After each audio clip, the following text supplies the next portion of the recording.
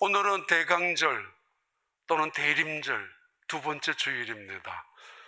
첫째는 소망의 빛을, 두 번째는 평화의 빛을 붙여나가는 그런 계절인데, 더더구나 요즘 혼란, 어두움 속에 있잖아요. 오직 2000년 전에 이 땅에 오셨던 예수님을 기념하고 감사하고 다시 오실 예수 그리스도를 대망하면서 기다리는 절기, 크리스마스 전까지 그 절기를 대강절이라고 하고 혹은 대림절이라고 부릅니다. 우리 찬송가 104장 할 때 이준엽, 이소영 두 분이 늘 우리는 그 해에 새로 온 가족들이 전말을 합니다. 친교도 되고 하나님 앞에 헌신도 되고 커미먼트를 확실하게 해보고 싶어서 찬송가 104장 1절 3절 합니다.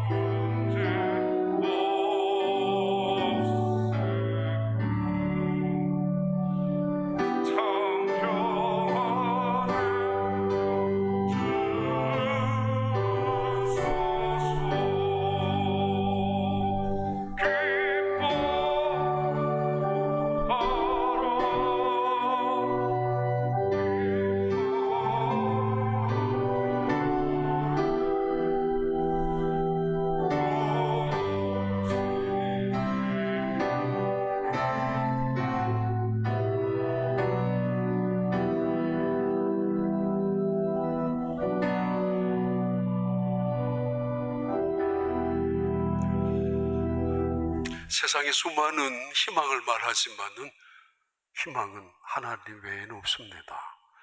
하나님으로부터 오는 것이 산소망입니다.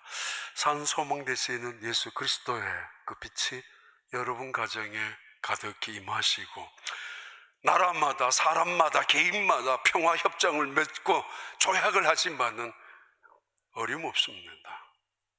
오래가는 평화 협정 본 적이 없습니다. 오직 평화는 예수 그리스도 위에서만 이루어질 수 있기 때문입니다. 예수 그리스도의 그 소망 그리고 평화의 빛이 2020년 여전히 어두운 이 땅을 살아가고 있지만은 그 놀라운 은혜의 빛이 여러분 가정에 가득히 임하기를 바랍니다. 그리고 우리 이준혁, 이소영 두 분은 저희 교회 여름에부터 등록을 하셔서 나오시는 새 가족인데 너무너무 신실합니다. 주일 예배, 수요 예배까지 안 빠지고 그 어려운 많은 시간들 여름 내내 그 자리를 지켜낸 아주 귀한 분들입니다. 아주 귀한 가정에 놀라운 하나님의 축복이 특별히 2021년에는 더욱더 넘치기를 바랍니다. 그리고 하나님 앞에도 귀하게 쓰임받는 우리 두 분 꼭 되길 바랍니다. 저는 이런 말을 좋아합니다. 하나님의 사람이라는 단어 그리고 하나님의 종이라는 단어를 좋아합니다. 하나님의 사람이란 이런 뜻입니다.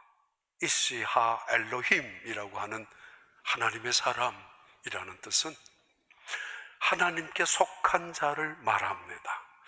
자신의 선택이나 자신의 의지를 통해서 결심하면서 바알과 하나님 사이에 더 이상 머뭇거리지 아니하고 세상과 하나님 사이에 눈치 보지 아니하고 물질과 하나님 사이에 욕심 부리다가 망하지 아니하고 하나님을 의지로, 나의 의지로 선택하면서 나는 하나님께 속한 자라고, 그 사람을 하나님의 사람이라고 합니다. 하나님께 속한 자, up to God, 하나님에 의해서 모든 것이 belong to God, 하나님께 속하여져 있는 자신의 정체성을 이야기할 때 하나님의 사람이라고 합니다. 두 번째, 이시하 엘로힘이라는 말은 하나님이 지명하여 하나님의 것으로 삼은 사람을 말합니다. 내가 너를 창조하였고 내가 너를 지명하여 불렀나니 너는 내 것이라. 그래서 하나님이 함께하는 사람, 불 속에서도 강물 속에서도 재난 속에서도, 그래서도 어떤 혼란 속에서도 지켜주는 사람, 그들을 하나님의 사람이라고 합니다. 여러분의 선택에 통해서, 의지를 통해서 난 하나님의 사람이 되시고, 아니 때로는 하나님이 여러분을 지명하여 부르셔서 하나님이 함께하는, 지켜주는, 하나님이 인도하시는 하나님의 사람이 되길 바랍니다. 세 번째 하나님의 사람의 제가 좋아하는 이유는 이것입니다. 하나님의 사람이란 하나님께서 사용하는 사람을 말합니다. 하나님이 언제나 즐겨 사용하는 사람을 말할 때 하나님의 사람이라고 합니다. 그 시대마다 하나님이 기쁘게 사용하는 사람이 있고, 그 환경, 그 사건 속에마다 하나님이 특별히 쓰기를 원하시는 분들이 있습니다. 하나님의 사람, 하나님이 언제나 성령의 도구로, 말씀의 도구로, 십자가의 도구로 사용하시기를 좋아하고 기뻐하는 그 사람, 하나님의 사람이라고 합니다. 바로 어느 순간 속에도 하나님의 섭리가 있지 않습니까? 하나님이 여러분을 어떤 환경, 어떤 조건 속에서도, 때로는 성공과 실패와 관계없이, 부유함과 가난에도 전혀 상관없이, 연령과도 상관없이 하나님이 사용하시기를 원하시는 때가 있고 원하는 사람들이 있습니다. 바로 그런 하나님의 사람들이 되기를 바랍니다. 그래서 여러분의 가정이, 여러분의 직장이, 여러분의 가정이 구원을 받고 직장이 형통함을 얻고 여러분의 사업장, 여러분의 주변이 다른 사람들에게 하나님의 영광을 드러낼 수 있는 하나님의 사람들로 이 땅에서 살아가기를 바랍니다. 모세, 그는 하나님의 사람이란 표현이 5번 언급됩니다. 성경에서. 사무엘 그 선지자는 4번 언급되었습니다. 그는 하나님의 사람이라고. 다윗, 하나님의 마음에 합한 사람 다윗, 그는 하나님의 사람으로 부름을 받았던 것이 2번 있습니다. 엘리야는 하나님의 사람이라고 8번이나 반복됩니다. 오늘, 지난주에 이어서 오늘 엘리사, 그는 하나님의 사람으로 성경에서 28번이나 언급되고 반복되고 증언하고 있습니다. 그는 하나님의 사람이라고. 이스라엘의 왕도 그렇게 불렀고 선지자 생도들도 그렇게 불렀고 이스라엘에 살고 있는 백성들도 그렇게 그를 향하여 불렀던 이름이 하나님의 사람 엘리사였습니다. 그리고 이방인들까지 그를 가리켜서 하나님의 사람이라고 했습니다. 하나님의 사람, 세상에서 누구도 건드릴 수 없는 하나님의 사람, 하나님이 지켜주기 때문입니다. 세상에서 누구도 방해할 수 없는 사람, 하나님이 지켜주고 인도하시기 때문입니다. 아니, 그 하나님의 사람은 영원한 하나님의 나라에서 하나님과 함께 영원히 살 사람을 하나님의 사람이라고 합니다. 이 땅에서 둘 중에 하나가 됩니다. 마귀의 사람의 속하든지 아니면 하나님께 속하여 있든지, 땅에 속한 사람이 되든지 아니면 하늘에 속한 사람이 되든지, 아니면 육신에 속하여 살다가 끝나는 사람이든지 썩어버리는 이 땅에서 더불어서, 아니면 영에 속한 사람으로 영원한 하나님께 영원한 세계에서 함께 살아갈 사람인지 중간은 없습니다. 2020년 마지막 한 달을 남겨두고 여러분의 소속을, 여러분의 정체를, 여러분의 기준을 다시 한번 확인하시고 하나님의 사람으로 살아가는 이 마지막 한 달 되시고, 새로운 한 해는 하나님의 사람으로 하나님께서 베푸실 그 엄청난 영광이 있지 않습니까? 하나님의 사람을 통하여 이루어 가실 새로운 계획이 있지 않습니까? 그 놀라운 계획과 영광을 체험하고 간증할 수 있는 축복의 한 해가 되시길 바랍니다. 하나님의 사람 엘리사, 그는 믿음의 사람, 그리고 기도의 사람, 더 나아가서 그는 영향을 주는 사람입니다. 그 중에 첫 번째, 하나님의 사람은 어느 지역에 있든지 리더가 됩니다. 영적인 사람, 가정에 있든지 직장에 있든지 어느 땅에 어떤 환경에 집어넣어도 그 사람은 영적인 사람이기에 사실은 그 사람이 그 주변을 영향을 미치고 그 주변 사람들을 이끌어가고 때로는 섬겨가는 영적인 리더가 됩니다. 다시 말합니다. 하나님의 사람이란 그 시대를 이끌어가는 지도자, 리더, 그들을 가리켜서 하나님의 사람이라고 합니다. 열왕기하 3장 11절 봐요. 여호사밧이 이르되 우리가 여호와께 물을 만한 여호와의 선지자가 여기 없느냐 하는지라.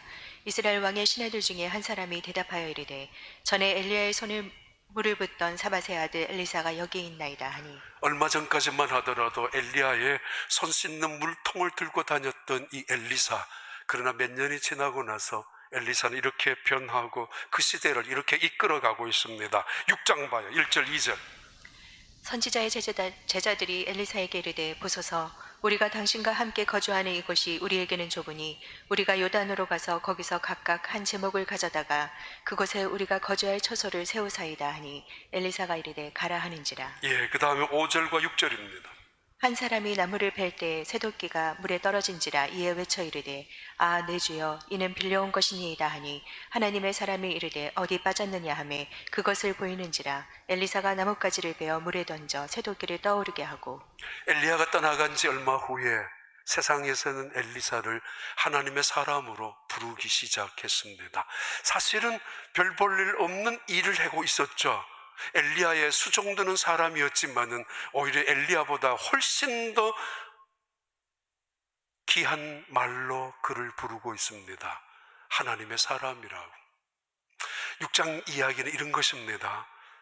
많은 선지 학교의 생도들이 늘어났기 때문에 그 기숙사와 학교가 좁아서 다시 집을 지어야만 했습니다. 그래서 선지 학교 생도들이 도끼를 가지고 나무를 하다가 도끼가 물에 빠졌습니다. 호수에 빠진 도끼를 그냥 떠오르게 한 사건입니다. 세상은 이 이야기를 엘리사의 기적이라고 부르고 있습니다. 맞죠? 도끼가 떨어졌는데 이것은 물속에 떨어졌는 도끼를, 빌려온 도끼를 갖다 줘야만 하는데, 그래서 걱정이 되죠.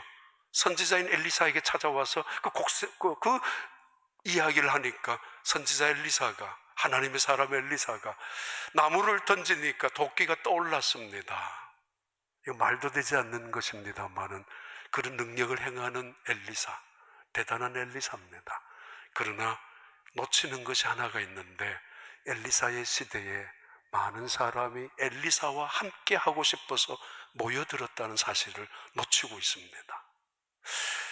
선지자들이 점점점 선지자 학교에 모여들었다는 이야기고, 수많은 생도들이 엘리사와 함께 하기를 원해서 점점 많이 모여들어서 그 학교 기숙사가 좁아졌다는 이야기입니다. 이것이 훨씬 더 중요한 것입니다.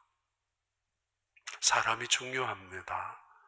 골목 식당도 주인이 누구냐에 따라서 분위기가 달라지고, 파리만 날리던 그 식당이 주인이 바뀌면서 많은 손님들이 북적거릴 수도 있습니다. 조그만한 구멍가게도 누가 주인이냐에 따라서, 경영을 어떻게 하느냐에 따라서 달라질 수밖에 없습니다.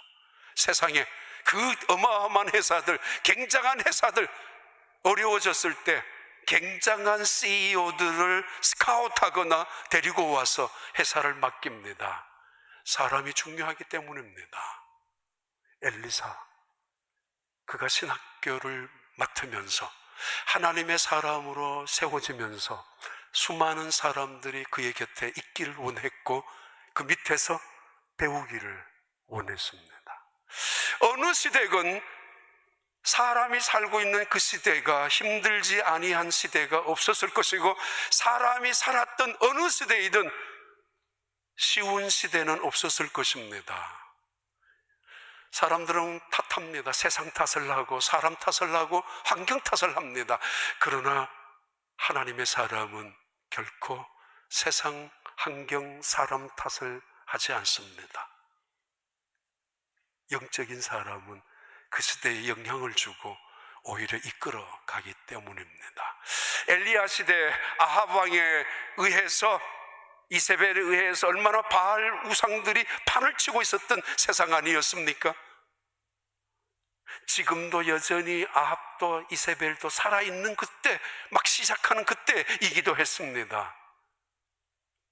바뀐 건 별로 없습니다. 그런데 사람이 바뀌어졌습니다.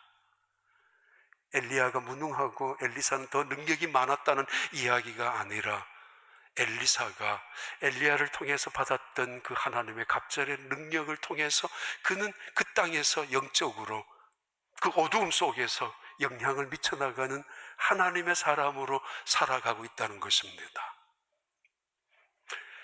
남녀 선교회도 가끔은 회장이 누구냐에 따라서 분위기가 다르고, 아니 부회장 서기 회계가 누구냐에 따라서 전체 분위기가 달라질 수가 있고, 가정도 그렇습니다.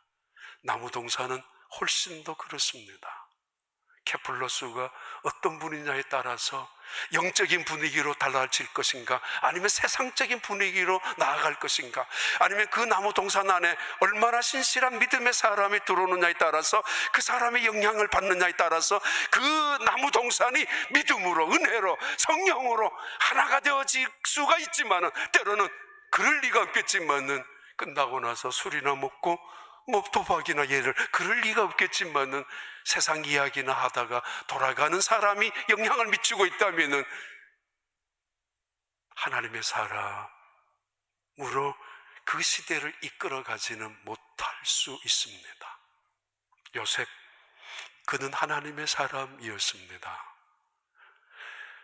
아들로서 사랑받는 귀한 아들이었지만은 형들의 미움을 받고 결국은 종으로 팔리고 말았던 요셉. 가끔 이야기 드렸지만은 그는 종의 복장을 하는 남의 집의 하인이 되고 말았습니다.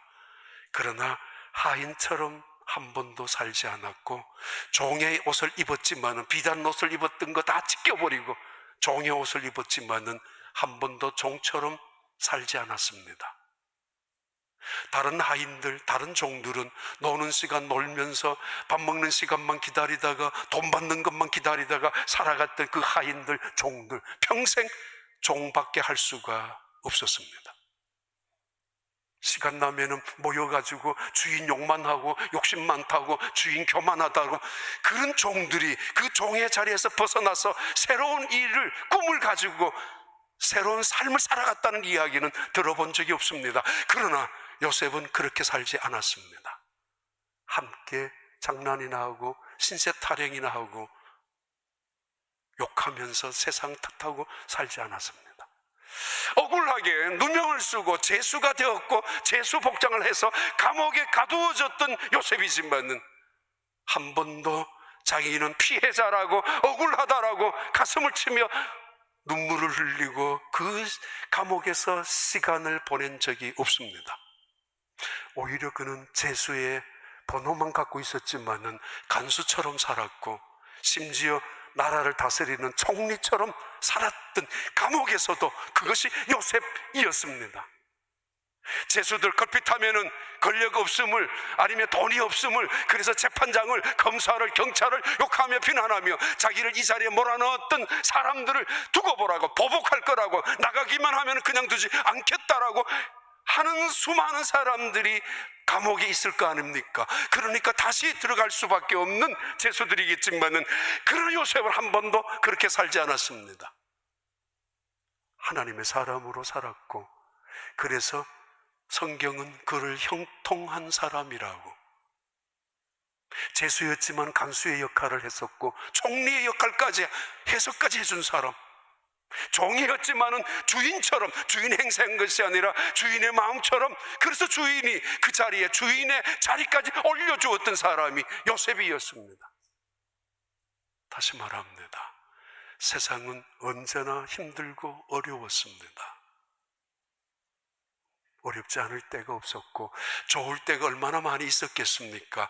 그러나 하나님의 사람은 그 시대마다 해답을 갖고 있었고, 그 시대마다 방향을 갖고 있었고, 그 시대마다 환난, 여건, 그 어두움 속에서도 빛을 가슴에 안고 살아간 사람들이 교회였고 하나님의 사람들이었습니다. 기독교의 발흥이라는 책 속에서 나온다고 그러죠. 읽지를 못했지만은 그 책 속에서 초대교회 200년에서 300년 사이에 일어났던 역병, 어마어마한 역병이었다고 하죠. 그런데 그 역병에 기독교가 해답을 주었다라고 불신자가 그 역사책을 기록하면서 증언하고 있는 내용입니다. 수많은 시신들이 길거리에 나둥그러져서 누구도 그 시신을 수습하거나 장례식을 해주지 못했던 그때, 초대교회 성도들은 저녁에 나가서 그들의 시신을 수습하고 장지에 장례를 해주었던 사람, 초대교회였습니다. 확진자가 되고 감염을 받은 그 사람들이 방치된 채로 죽음만을 기다리고 있는 그들 곁에 누구도 가까이 갈 수 없었지만은 초대교회 성도들은 그들 곁에 가까이 가서 치료해주고 감염의 확진의 위험을 안고 그들의 두려움을 함께 나누면서 격려해 준 사람들이 초대교회 성도들이었고, 그래서 세상 역사책은 교회가 해답을 주었다라고 기록하고 있습니다. 하나님의 사람인 교회들이 죽음 앞에서 두려워서 벌벌 떨고 죽음 앞에서 공포를 느끼면서 어쩔 줄 몰라 하는 그들을 끌어안고 초대교회 성도들은 죽음 이후에 영원한 세계가 있음을 보여주었고, 그리고 바로 그때에 예수 그리스도의 복음을 증거해 주었다는 사실입니다. 함께 불안해하고 세상과 함께 두려워하고 믿음 없는 사람들처럼 그러는 것이 아니라 해답을 그들에게 제시해주고 해답을 보여준 사람들이 초대교회 교인들이었단 말입니다. 하나님의 사람 엘리사, 그는 그 시대의 영적인 리더였습니다. 이스라엘 나라의 왕이 두려워서 어쩔 줄 몰라 하고 그 에돔, 모압 나라 그 왕들이 언제나 쳐들어올 때마다 불안에 떨었을 때마다 언제나 영적인 리더였던 엘리사가 이스라엘 왕에게 해답을 던져줍니다. 오늘 본문도 그런 이야기입니다. 아람 나라 군대가 계속 이스라엘 민족을 쳐들어가려고 할 때마다 작전을 세웠는데 들통이 나고, 아니 어떤 내복을 하고 모략을 꾸몄는데 이것이 사전에 탄로가 나가지고 언제나 실패하고야 말았습니다. 왜 이런 일이 일어날 수밖에 없는가? 그들이 누가 간첩이 있느냐, 누가 도청을 하고 있느냐라고 따지고 있었지만은 이방인 중에 한 사람이 말하죠. 이스라엘 민족에는 하나님의 사람이 있습니다. 그 하나님의 사람 때문에 우리의 모든 작전은 탄로가 나고 우리의 모든 계획은 물거품이 되고 말고 있습니다. 많은 것입니다. 왕이 가는 길목 엘리사가 미리 가르쳐줘서 못 가게 하고 다른 길로 돌아가게 하고 이런 작전 먼저 알게 해서 막아주는 하나님의 사람, 그는 그 시대를 이끌어가는 하나님의 사람이었습니다. 봐요. 5절 6절 다시 한번 읽어봐요. 열왕기하 6장 5절 6절. 한 사람이 나무를 벨 때에 새도기가 물에 떨어진지라 이에 외쳐 이르되 아 내 주여 이는 빌려온 것이니이다 하니 하나님의 사람이 이르되 어디 빠졌느냐 하매 그것을 보이는지라 엘리사가 나뭇가지를 베어 물에 던져 새도기를 떠오르게 하고 도끼를 떠오르게 하는 것보다 더 중요한 것은 그 시대에 엘리사가 수많은 사람들에게 하나님의 사람임을 보여주었고, 그래서 수많은 사람들이 신학교에, 선지학교에 모여들었다는 사실입니다. 두 번째는 하나님의 사람은 믿음의 사람을 말합니다. 열왕기하 3장 17절. 여호와께서 이르시기를 너희가 바람도 보지 못하고 비도 보지 못하되 이 골짜기에 물이 가득하여 너희와 너희 가축과 짐승이 마시리라 하셨나이다. 이것은 여호와께서 보시기에 작은 일이라 여호와께서 모압 사람도 당신의 손에 넘기시리니. 아람 나라가 또 한 번 침략을 해올 때에 모처럼 북쪽 이스라엘과 남쪽 유다가 한편이 되고, 그리고 에돔 나라까지 3개국이 연합해서 아람 나라를 침략하려고 공격하고 있는 중입니다. 그런데 아람 나라가 계속 유인해서 계곡으로 빠져들고 점삼 속에 빠져들면서 이 세 나라 연합군대는 큰 위기를 당합니다. 이유는 마실 물이 없기 때문에. 돌아갈 수도 없는 상황에 이제는 뾰족한 수가 없습니다. 그대로 다 죽을 수밖에 없는 갈증이, 그 뜨거운 떼약볕 아래 모두가 전쟁이 뭐예요? 싸울 힘이 뭡니까? 그대로 목이 타서 죽을 수밖에 없는 그 때에 하나님의 사람 엘리사가 도랑을 파라고 말합니다. 비가 내릴 것이니까. 그리고 비가 내려서 도랑마다 꽉꽉 물이 흘러가면서 세 나라의 연합군대가 물을 마셨습니다. 이때 엘리사가 이런 말을 합니다. 이런 일은 여호와 보시기에 아무것도 아닙니다. 이런 정도의 일은 아무것도 아닙니다. 여호와께서 보시기에.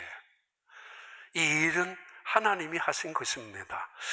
놀라죠. 충격이죠. 이게 어떻게 이런 일이 이루어질 수 있습니까?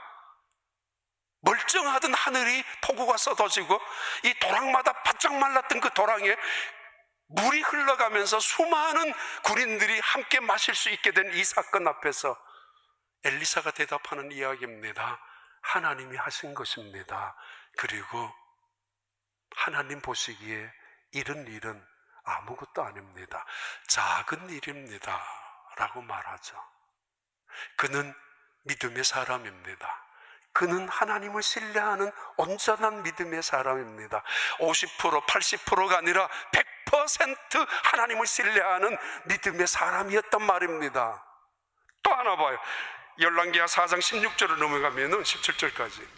엘리사가 이르되 한 해가 지나 이때쯤에 내가 아들을 안으리라 하니 여인이 이르되 아니로소이다. 내 주 하나님의 사람이여 당신의 계집종을 속이지 마옵소서 하니라.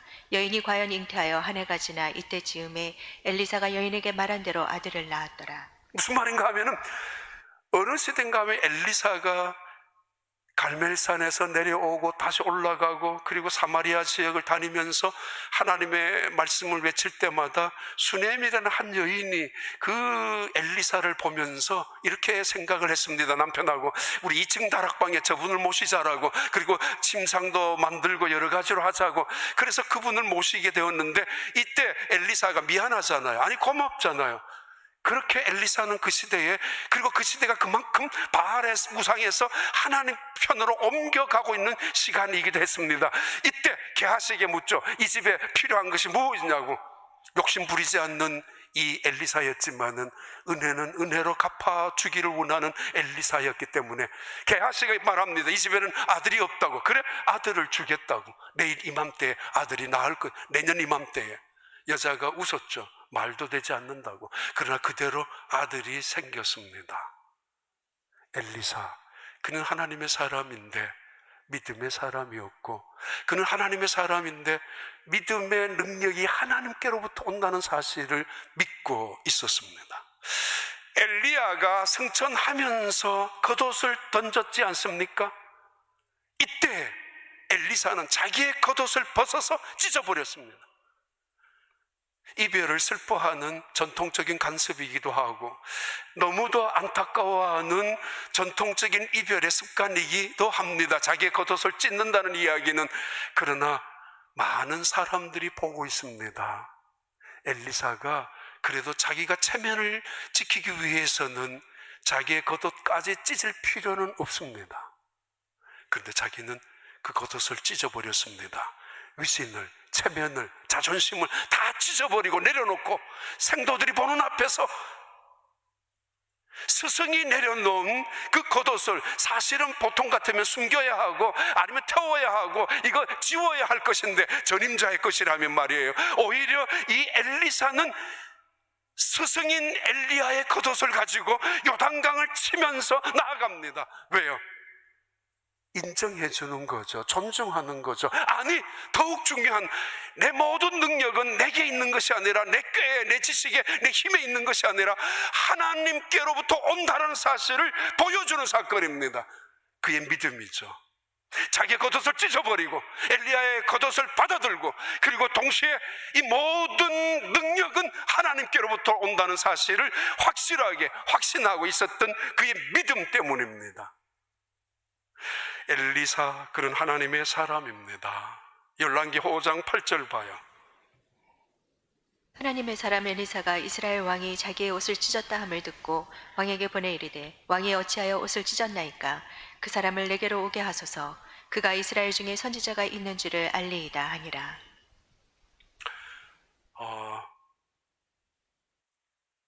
2020년 우리 코로나 바이러스가 시작되면서 당에서 처음 모여서 한 이것은 뭘 한 줄 아십니까?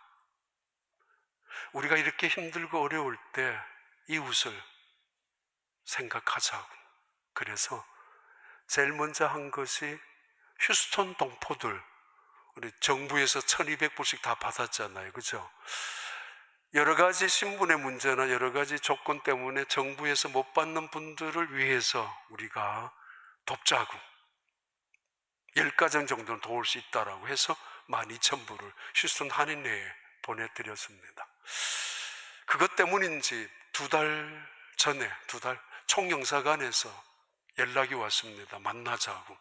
몇 번이나 그래서 결국은 갔습니다만은 그 총영사님하고 거기 있는 영사님 하는 말이, 자기들이 교회를 많이 다녔지만 여기저기 인사도 여러 곳에 있었지만 휴스턴에 있었던 이 어려움 속에서 휴스턴 중앙장로교회가 돈을 한인회 동포를 위해서 내놓은 것은 자기들은 처음 보았다고. 교회가 이럴 수도 있다라는 것. 가끔씩 제가 헌금 이야기했는데 우리 헌금을 어디 쓰는가도 한 번쯤 이야기 드려야 되잖아요. 우리 교회는 예배를 드렸습니다. 지난 1년 가까이. 우리 교회 건물이 있으니까 마음대로 사실은 그래도 눈치가 보이지만은, 그래도 우리 휴스턴에 있는 다른 교회들은 예배를 못 드린 교회도 많습니다. 미국 교회를 빌려 쓰거나 아니면 조그만 어떤 건물을 빌려서 사용하는 사람들 입장에서는 걱정이 되기도 하고, 또 본교회가 문을 닫으니까 그런 교회들을 돕기 위해서 10,000불 이상을 또 교회연합회에 들여서 5개 교회를 도와달라고 했었습니다. 휴스턴뿐만 아니라 미국 전체 우리가 속해 있는 교단 교회에 훨씬 더 어려운 교회가 많았죠. 그 교회들을 도와달라고 거기도 10,000불, 그리고 나중에 다시 4,000불, 3,000불, 17,000불을, 때로는 허리케인 때문에 루지아나 어떤 교회를 도와달라고 그래서 보냈습니다. 우리 교회 안에도 정말 죄송한데요, 나는 왜 안 도와주지? 라는 생각할 수도 있을 텐데, 아니면은 정말 작은 금액이지만 우리 교회 안에 21가정을 도와드렸습니다. 작은 금액이지만, 왜냐하면은 교회의 사랑을, 교회의 존재 목적을, 교회가 어떤 곳이 교회인가를 확인시켜주고 우리가 교회가 있다라는 사실을 보여주고 싶어서요. 헌금 나오면은 교회 안에서만 다 소비하고 목사한테만 다 입으로 들어가는 거, 그것만큼 제가 싫어하는 건 없거든요. 어떤 때는 인색할 만큼 아끼고 전략하고 단 일부를 벌벌 떨면서 쓰지만은, 그리고 선교지에서 봉쇄된 선교사님들을 위해서도 몇 군데 보내드렸습니다. 우리 당에서 한 마음으로 그렇게 하자라고 처음부터 의논했던 것이 그 의논이었습니다. 생색내는 것이 아니라 우리 교회가 어쩌면은 여러분이 힘들게 어렵게 내는 그 물질을 함부로 쓰지 않는다는 것이고, 그리고 필요한 많은 곳에 도움을 주고 있다는 것입니다. 그러면서도 걱정하지 않는 이 우리 장로님들은 믿음 때문에 괜찮습니다, 괜찮다고, 내년에도 괜찮다고 믿음을 가지고 늘 격려해주고 또 그렇게 말하고 있습니다. 마지막은 하나님의 사람은 기도하는 사람입니다. 하나님의 사람들, 열왕기하 4장 27절 봐요. 산에 이르러 하나님의 사람에게 나아가서 그 발을 아는지라. 게하시가 가까이 와서 그를 물리치고자 하매 하나님의 사람이 이르되 가만두라. 그의 영혼이 괴로워하지만은 여호와께서 내게 숨기시고 이르지 아니하셨도다 하니라. 예, 하나님의 사람 게하시가 그 집에 아들을, 수넴 여인의 집에 아들을 낳게 했는데 얼마 되지 않아서 그 아들이 죽었습니다. 이때 엘리사는 갈멜산에서 기도하고 있었는데 수넴 여인이 거기까지 찾아와서 내 아들을 살려달라고, 이때 엘리사가 기도합니다. 그 아들을 위해서 기도합니다. 하나님의 사람이란 말이 3번이나 반복되고 있죠. 4장 32절 33절 볼까요? 한 번 더. 엘리사가 집에 들어가 보니 아이가 죽었는데 자기의 침상에 눕혔는지라. 들어가서는 문을 닫으니 2사람뿐이라. 엘리사가 여호와께 기도하고, 예, 기도하기 시작합니다. 하나님의 사람은 누구라고요? 하나님께 쓰임받는 사람이고, 하나님의 사람은요, 하나님이 택한 사람이고, 하나님의 사람은 내가 하나님께 속한 사람이라고 하지만은 언제나 그들의 공통점은 기도하는 사람입니다. 열왕기하 6장 15절 18절 보세요.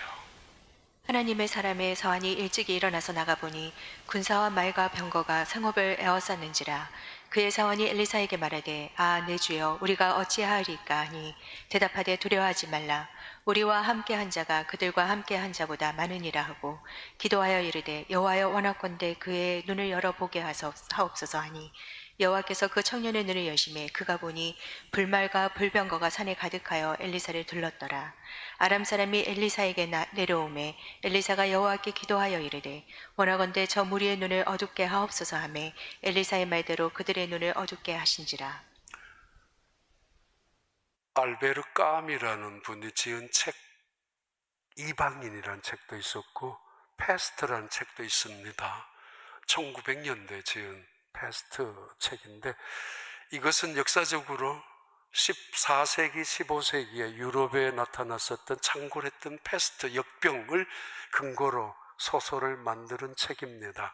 이 책의 내용은 프랑스의 속국이었던 알제리의 중도시, 그 중에 한 도시였던 오랑이라는 도시를 근거로 해서 패스트 병을 소설로 만드는 책입니다. 그 책에는 이런 유형의 사람들이 나타납니다. 첫째 유형은 도망갑니다.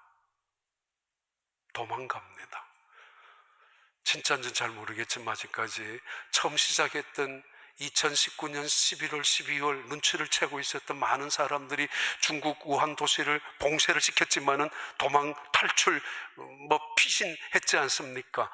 하여튼 첫 번째 유형은 도피형입니다. 피난형입니다. 어떻든 간에.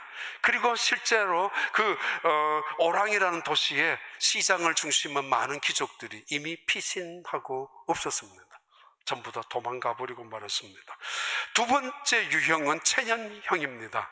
도망가는 방법도 모르고 갈 수 있는 형편도 못 되고 여기서 그대로 당하고 속수무책처럼 당하는 사람들, 그냥 원망하다가 죽는 사람들, 체념형이 있습니다.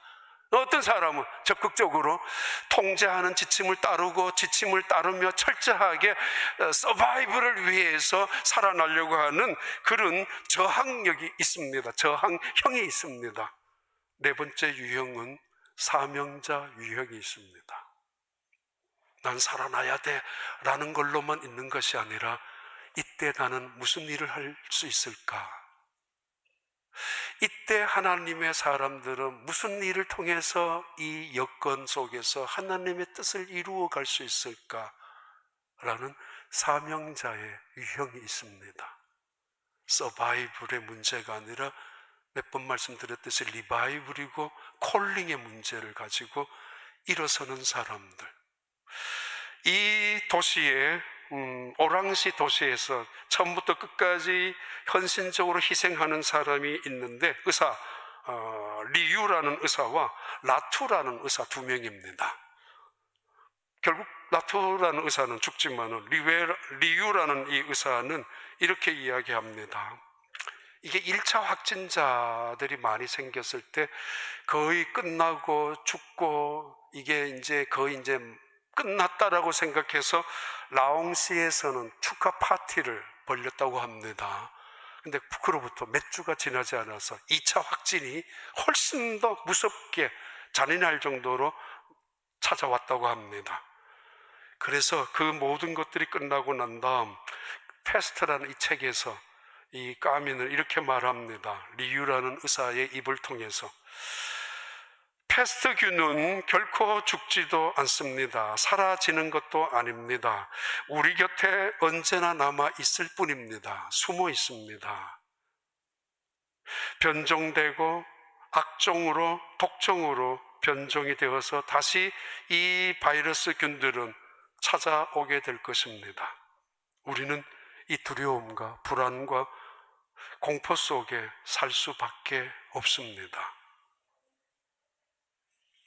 이때 이 패스트가 유럽에 창궐하고 있을 때 쯔윙글리라는 개신교의 대단한 개혁자가 있었죠. 그분도 피신할 수 있고 다른 사람들처럼 얼마든지, 아니면은 그냥 머무르고 체험하고, 아니면은 끝까지 저항만 하다가 살아나려고 몸부림만 치는 것이 아니라 그분은 사명자로 살아갔던 쯔윙글리라는 분. 많은 사람들을 치료해 주다가 감염이 되었습니다. 그러다가 침상에서 마지막 한 주간을 보내는데 그분이 한 주간 내내 찬양을 했었다고 합니다. 찬양하면서 하나님의 그 나라를 바라보는 찬양을 하면서 지냈다고 하는데, 그 찬양 하나하나가 주변 많은 사람들에게 위로와 소망이 되었다고 합니다. 자신이 얼마나 부족하고 자신이 얼마나 연약한 것에 대해서 너무 심각하게 생각하지 말고 자신이 어떤 존재인지 대해서 생각하고 기뻐하십시오. 나는 하나님의 사람이라는 사실을, 죽어도 하나님의 사람이라는 사실을 확인하시고 기뻐하라고, 그렇게 쯔윙글리는 이야기했습니다. 기도하는 사람, 누가요? 하나님의 사람이. 아람 나라 군대가 계속 침략할 때마다 정보가 노출되었죠. 아람 나라 군대가 포위할 때마다 이상하게 오히려 더 자기들이 당할 수밖에 없었잖아요. 매복도 실패했었고 도대체 성공한 적이 없어서 결국은 하나님의 사람 엘리사를 죽여야 된다라고, 그 동네는, 그 나라는 하나님의 사람 엘리사 때문에 안 된다라고, 하나님의 사람을 먼저 죽여야만 된다라는 결론 때문에 아람 나라 군대의 모든 군인들이 이 엘리사가 살고 있는 도단성을 에워쌌습니다. 모조리 다. 아침에 깜짝 놀라서 게하시가 눈을 떠서 보니까 아람 나라 군대가 겹겹이 자기를 에워싸고 있단 말이에요. 큰일 났습니다. 두려워서 죽었습니다. 이제는. 그래서 그 게하시가 엘리사에게 말합니다. 선생님, 이제 우리 죽었습니다. 죽었습니다. 왜냐하면 아람 나라 군대 부대가 우리를 겹겹이 포위하고 있습니다. 물샐 틈 없습니다. 빠져나갈 수가 없습니다. 이때 엘리사가 이렇게 말합니다. 두려워하지 마라. 두려워하지 마라. 우리와 함께한 자가, 하나님과 함께한 자가 그들과 함께한 자보다가 얼마든지 훨씬 더 많다라고 말씀합니다. 눈먼 자 게하시, 나만 장군의 물질에 어두웠던 눈먼 자 게하시, 여전히 눈먼 자 이 게하시 현실 속에서 아람 나라의 군대만 바라보면서 어쩔 줄 몰라 두려워서 벌벌 떨고 있는 게하시, 그는 스승이었던 엘리사가 갈멜산에서 기도할 때 기도하지도 않았던 이 게하시, 기도하지 않았기에 그 눈이 뭘 보겠습니까? 물질만 보이죠. 기도하지 않고 있기에 그 눈이 뭘 보고 있어요? 세상만 보고 있잖아요. 그래서 두려워할 거 다 두려워하고 걱정할 거 다 하고 욕심 부릴 거 욕심 부리며 살아가고 있는 이 게하시, 엘리사가 말합니다. 기도합니다. 하나님, 저 게하시의 눈을 밝게 해달라고, 내가 보는 것을 보게 해달라고, 내가 보는 하나님의 군대를 보게 해달라고. 그래서 그의 기도를 통하여 게하시의 눈이 열리고 맙니다. 2020년 이번 주, 다음 주 연말 특별 새벽 기도를 합니다. 무리하라고 생각도 들고 걱정도 돼요. 그러나 우리가 함께 모여서 기도하지는 않았잖아요. 7.13 기도회로 집에서 하라고 했지만은 함께 모여서 정말 코로나 종식을 위해서, 이 땅을 위해서, 하나님의 그 뜻을 위해서 간절한 마음으로 함께 기도하지는 않았지 않습니까? 그래서 무리하지만은 다시 한번 해보고 싶은 마음에서, 아니 어쩌면 우리의 눈이 열려서 우리와 함께한 자가 세상에 어떤 자보다 많다라는 사실을 확인할 수 있는 시간, 이런 문제는 하나님에게는 아무것도 아니라 작은 일이라 그 믿음을 가질 수 있는 시간, 그래서 하나님께서 우리를 사용할 수 있는 교회, 사용하는 이 자리, 우리 기도의 시간이 될 수 있도록 위해서 기도에 많이 안 오셔도 됩니다. 정말 믿음을 갖고 모이셔서 함께 기도할 때 하나님은 놀랍게 응답하실 것이고 하나님의 영광으로 우리 교회, 이 땅을 채워나갈 줄로 믿습니다. 여호와 하나님 아버지, 감사합니다. 주께서 베푸신 그 은혜 속에서 지난 한 주간도 지나게 하시고, 또 하나님의 은혜 속에서